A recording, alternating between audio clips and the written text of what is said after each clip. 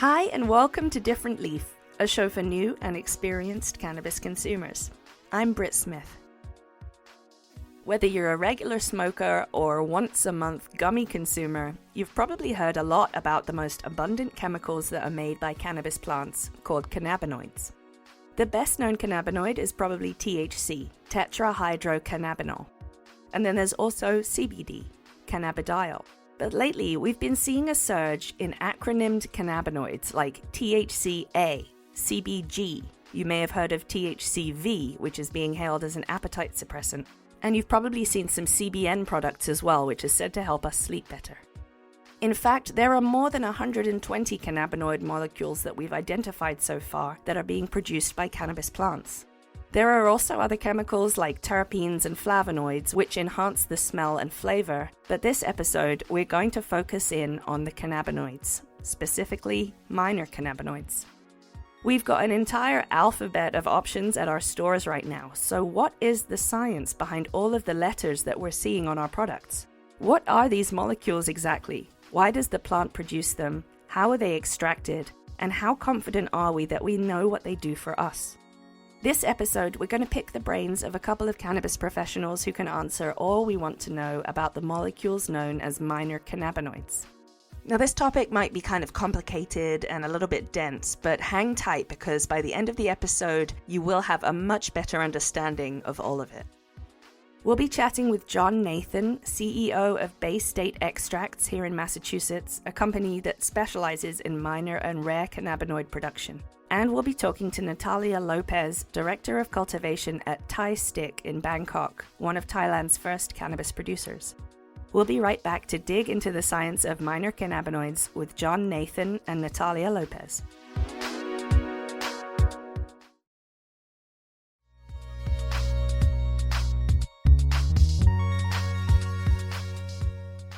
When we talk about how cannabis impacts our bodies, what we're really talking about is biological chemistry.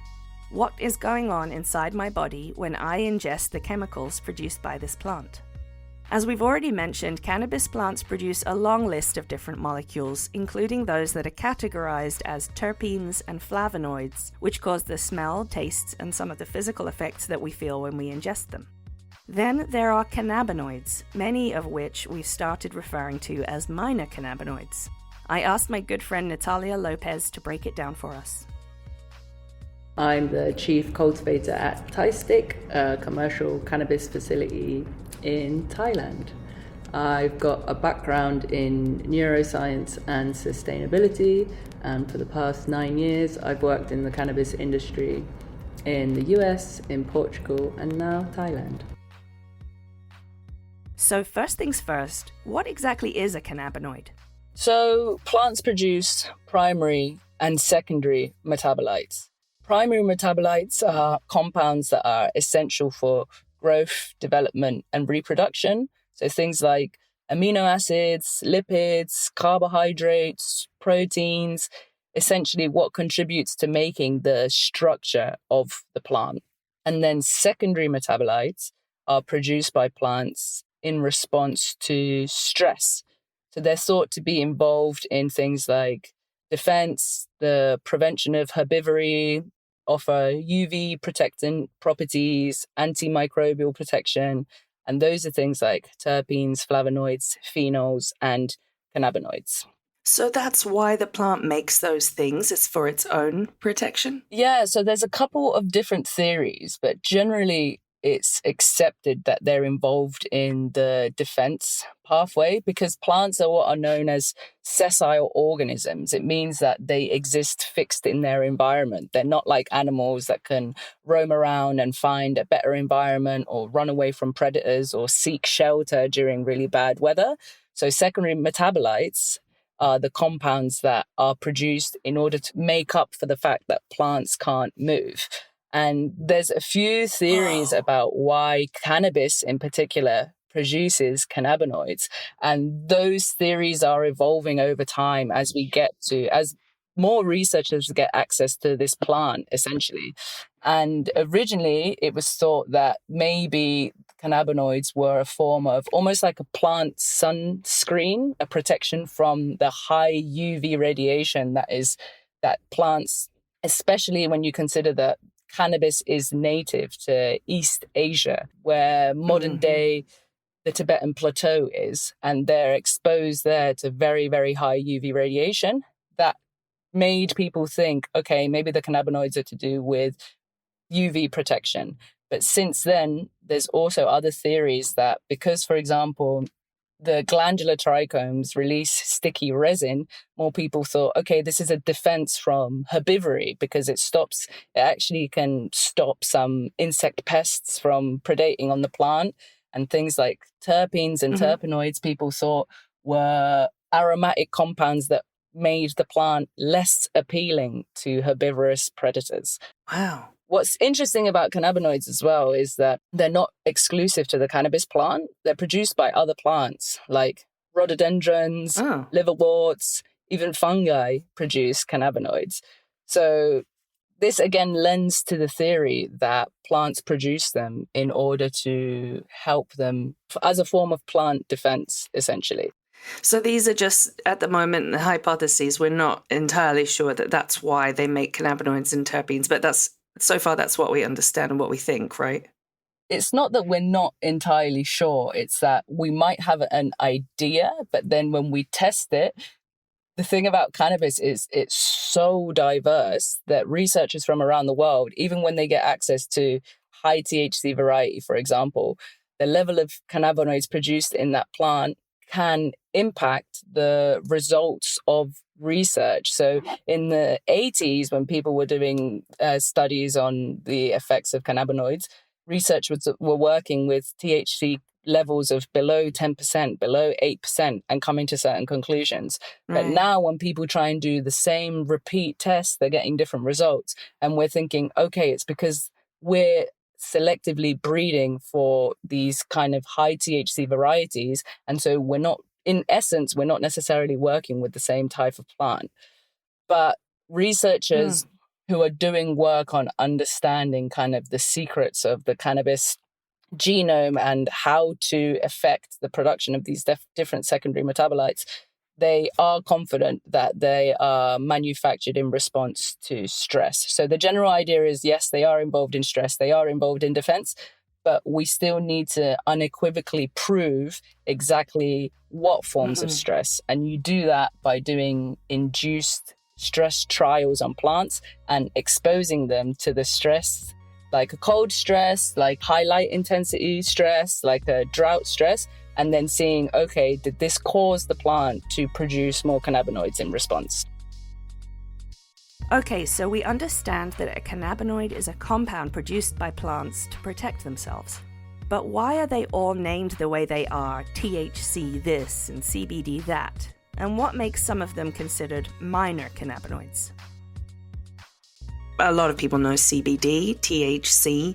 There's also CBC, CBG, THCV, CBDA.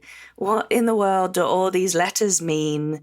And what does it mean to be a minor cannabinoid over a major cannabinoid, which I assume is a thing?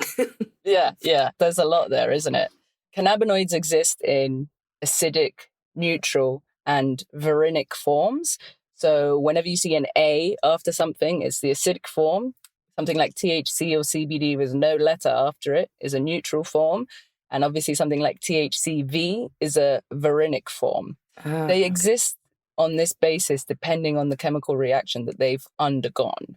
THC and CBD are the most abundantly produced and well-studied cannabinoids. That's why we don't think of them as minor, because they're produced in the highest concentrations within the plant. You can think of a minor cannabinoid as essentially anything that isn't THC and CBD. That's the simplest way to put it.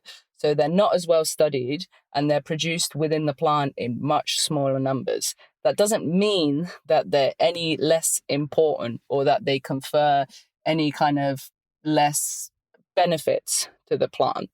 So again, what adds to the complexity of this topic is, depending on the literature that you read, it's accepted that between 100 and over 100 and 120 cannabinoids have been isolated from the cannabis plant. So beyond all the ones that you just named, there's actually a whole lot more. We're just now starting to play with and isolate and test. the ones that we think have some potential therapeutic properties, because that's what this is all about, right? It's about, we already have data on THC, we already have data on CBD. What else is out there and what else can be used to produce high value alternative therapies for people who can benefit from these? All right, so we've got a handle on what a minor cannabinoid is. Next, I wanted to know why humans want to extract and ingest these rare molecules. What is their use to us? As one of the only producers of minor and rare cannabinoids in the state, I wanted to know why John chose to start a company that focused solely on selling these lesser-known molecules instead of the more popular extracts. Hi, my name is John Nathan. I'm the CEO and founder of Bay State Extracts. We are a bulk wholesale supplier of minor and rare cannabinoids, as well as a product manufacturer based here in Massachusetts.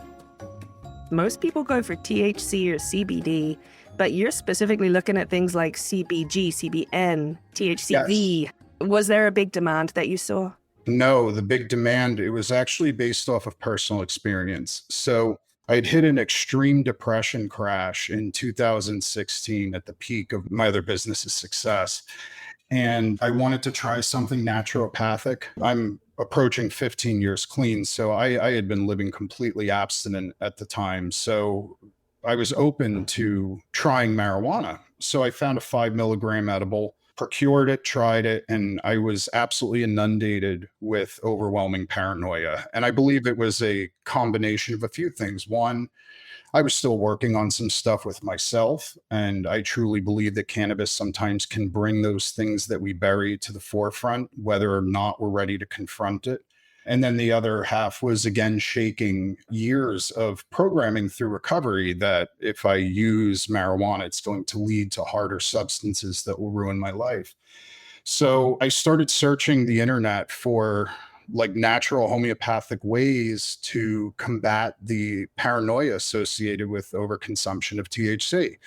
And obviously overconsumption is a sliding scale. Everybody has at some limit. For some, it's 300 milligrams. For some, it's 2.5. So trying to find something that would mitigate that led me to finding an interview about where Neil Young had told Howard Stern that whenever he gets paranoid, he chews on a couple black peppercorns. So I read that and I'm like, well, I have that. So that's definitely something I would give a test to. And I tried it and it worked. And I was doing it nightly.